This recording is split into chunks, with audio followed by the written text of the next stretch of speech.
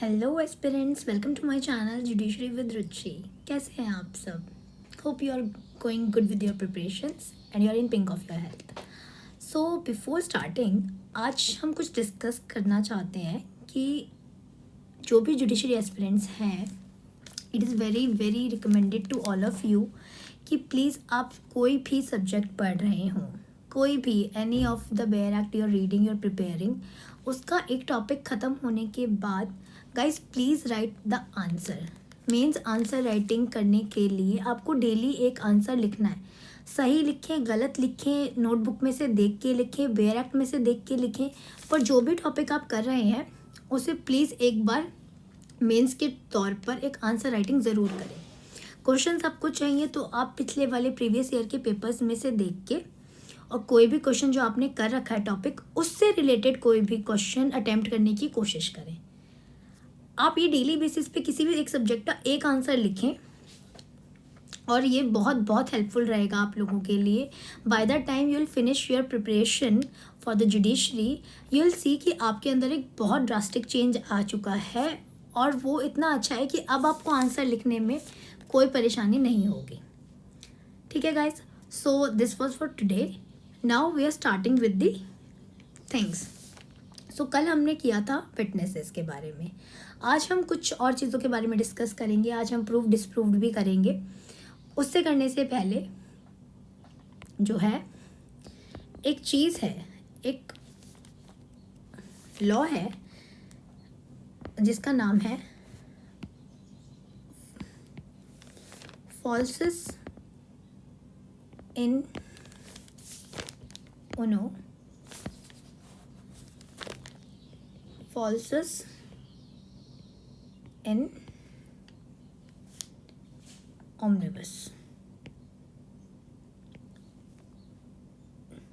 ये एक मैक्सिम है। इसका मतलब क्या होता है? इस मैक्सिम का मतलब ये है कि false in one false in all. See, ये हमारे इंडियन जुडिशरी जो है, हमारे इंडिया में ये अप्लाई नहीं होता। This is not a rule of evidence in Indian law. In Indian law ये बेसिकली यूज़ होता है हमारा इंग्लिश लॉ में। तो इसका मीनिंग क्या है? ये एक रूल ऑफ एविडेंस इंडिया में क्यों नहीं है? क्योंकि इंडिया की सिचुएशंस में ये अप्लाई नहीं हो पा रहा। सी, इसका मतलब ये है कि मान लीजिए कोई भी एक विटनेस है, उसने कोई भी स्टेटमेंट दी, ठीक है, कोर्ट में। अब वो स्टेटमेंट फॉल्स है या ट्रू है? एक तरीके से मान लीजिए वो मिक्स स्टेटमेंट है बेसिकली, कि जो स्टेटमेंट दी गई है उसमें से फॉल्स स्टेटमेंट भी दी है और वो ट्रू स्टेटमेंट भी है अपने आप में ही। तो इसमें क्या हो जाता है कि कोर्ट को ये देखना होता है कि कौन सी स्टेटमेंट फॉल्स है, कौन सी स्टेटमेंट ट्रू है। बेसिकली ये रूल ऑफ क्वेश्चन है, जहाँ कोर्ट को ये देखना होता है basically separate the grain from shape. आपने सुना होगा सेपरेट ग्रेन फ्रॉम शैप। भूसे में से अनाज निकालने के बराबर होता है कि भाई कोई भी स्टेटमेंट दी जा रही है कोर्ट में, पार्टली हो सकता है वो पूरी ट्रू हो सकता है वो पूरी फॉल्स हो, पर कई बार सिचुएशन ऐसी आती है कि कोई भी जो स्टेटमेंट है या तो वो पार्टली ट्रू है, पार्टली फॉल्स है। तो इस केस में हम उस चीज़ को, इंग्लिश में तो क्या है कि अगर उसने स्टेटमेंट फॉल्स दी है तो वो एंटायरिटी में उसको डिसरिगार्ड कर देते हैं कि नहीं यार ये स्टेटमेंट तो फॉल्स है, ठीक है। लेकिन रूल ऑफ क्वेश्चन हमें ये कहता है कि अगर कोई स्टेटमेंट पार्टली ट्रू और पार्टली फॉल्स है, पार्टली ट्रू है और पार्टली फॉल्स है,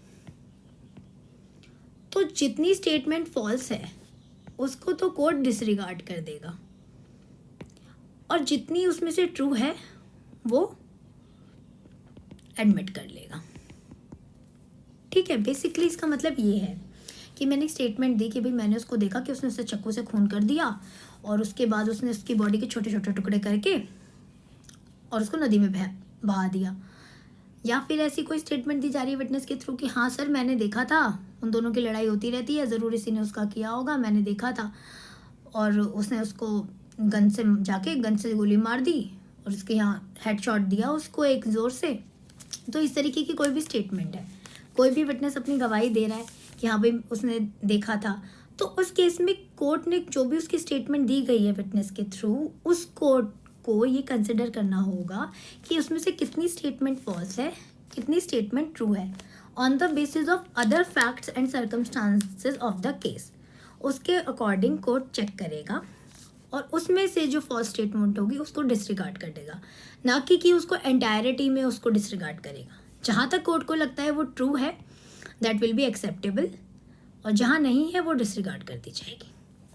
बेसिकली इसका ये है, ये एक रूल ऑफ कॉशन है कि ये ना हो कि भाई जो सही इन्फॉर्मेशन है वो भी ना दी जाए। बेसिकली हम अगर कोई बंदा कोई भी विटनेस टेस्टिमनी दे रहा है तो हम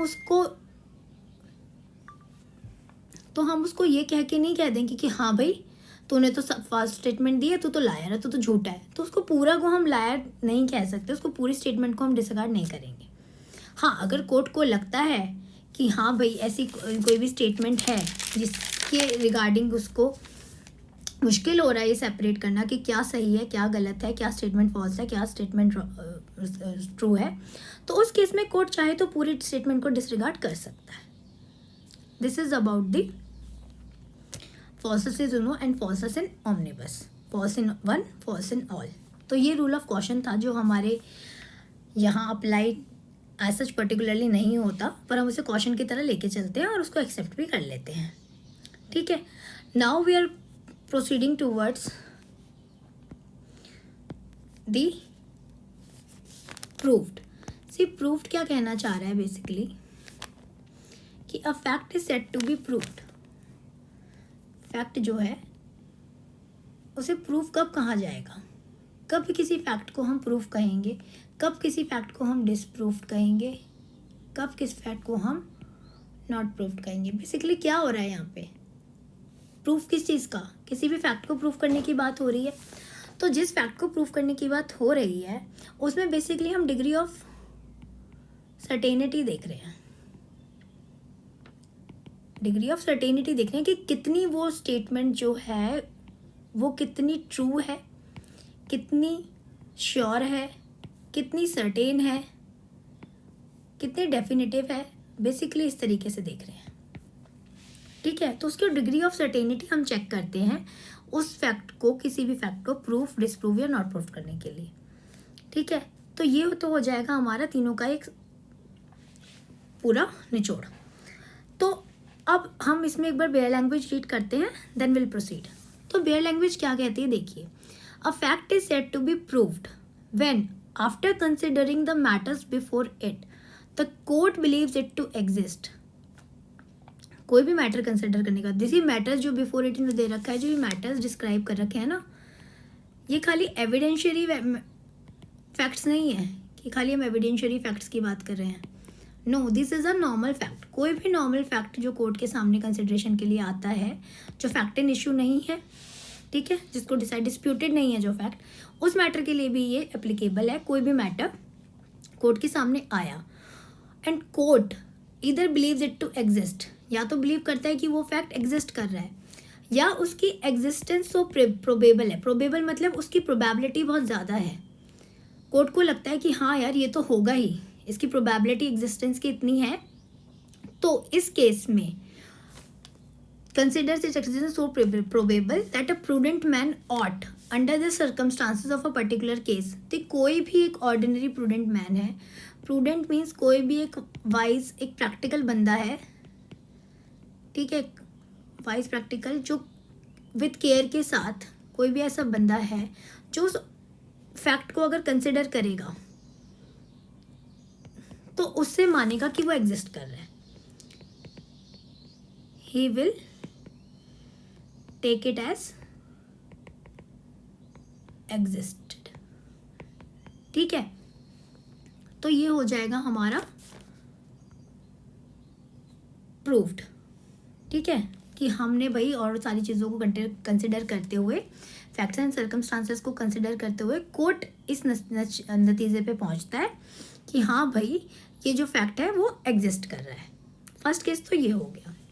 डिस्प्रूव्ड में इसका अपोजिट है कि कोई भी ऐसा मैटर है जो कोर्ट के सामने आया और कोर्ट को ये लगता है कि इट डज नॉट एग्जिस्ट और इसकी नॉन एग्जिस्टेंस की प्रोबेबिलिटी ज़्यादा है, तो वो फैक्ट जो है वो हो जाएगा डिस्प्रूव्ड, उसको डिस्प्रूव कर दिया जाएगा।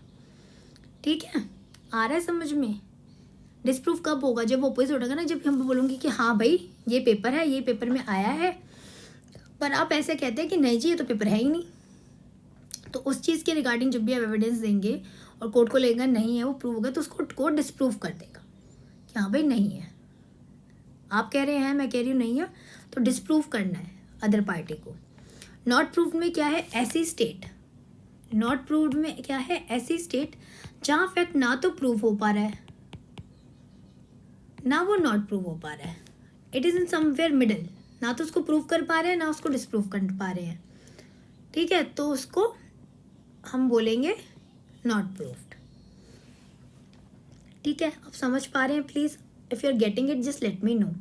सो बेसिकली क्या है, it is a principle of a common sense कि जहाँ पे भी एक किसी फैक्ट को प्रूव या डिस्प्रूव करना है तो कोर्ट को उसकी एग्जिस्टेंस और नॉन एग्जिस्टेंस का पता लगाना है कि वो कितनी एग्जिस्टेंस और उसकी नॉन एग्जिस्टेंस प्रोबेबल है, कितनी प्रोबेबिलिटी है कि एक प्रूडेंट मैन भी उसको कंसिडर कर सके कि हाँ भाई वो फैक्ट है या वो फैक्ट नहीं है। ठीक है, एग्जिस्टेंस में है या नहीं है। सो ये था। नाउ बेसिकली अगर आपके दिमाग में कोई भी ऐसा फर्स्ट थॉट जो क्लिक होता है कि हाँ भाई वो एग्जिस्ट कर रहा है, ठीक है, आपको कन्विंस कर पा रहा है, तो वो फैक्ट प्रूव्ड है, नहीं कर पा रहा तो डिस्प्रूव्ड है। डिस्प्रूव्ड मतलब अगेंस्ट, कि हाँ भाई इसको डिस्प्रूव कर दिया गया है। ठीक है, ओके, तो ये था हमारा प्रूव्ड, नॉट प्रूव्ड और हमारा क्या कहते हैं डिस्प्रूव्ड।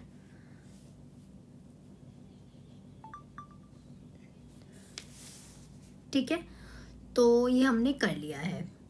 सी, इसमें आप अगर थोड़ा बहुत कन्फ्यूजन है तो एक बार और सुन लीजिए प्लीज़, कि हम ये कह रहे हैं कि कोर्ट को लगता है वो मैटर एग्जिस्ट करता है किसी उसमें, तो वो उसको प्रूव मान लेगा, और कोर्ट को लगता है कि वो एग्जिस्ट नहीं कर रहा कोई भी ऐसा फैक्ट जो कि मैटर्स में है, तो वो उसको डिस्प्रूव मान लेगा। ठीक है, क्लियर हो गया ना? सो कल हम करने वाले हैं presumption and may presume, shell presume. It is a lengthy topic. Basically हम तीनों चीज़ें फिर एक साथ ही कवर करेंगे विद एग्जांपल्स, कौन कौन से इसमें मेंशन्ड हैं, ऐसे ऐसे सेक्शंस जो मे से डील करते हैं, जो शैल से डील करते हैं। तो प्रूव, डिसप्रूव्ड और नॉट प्रूव तो यह आ गया। जब हम आने वाले सेक्शंस में पढ़ेंगे ना, तो इनके एग्जांपल्स भी हम साथ साथ लेके चलेंगे कि what is said to be proved, what is said to not to be proved, disproved क्या है। ठीक है, तो ये सब हम विद एग्जांपल समझ लेंगे। सो मीनवाइल आज के लिए इतना ही, कल हम प्रिजम्पशन करेंगे। So all the best guys. If you like the video please subscribe to my channel and please like the video. Very very very important topic जो आज हम कवर कर लिया है, यही सब कुछ प्रूफ के अराउंड ही बेस होता है। सो प्लीज़ आप इसको रिवाइज करें। अगर आपने पिछले वीडियोज़ नहीं देखी हैं तो प्लीज़ उन्हें जाके देख लीजिए। And all the best for your judiciary preparation. Take care. Bye bye. See you tomorrow.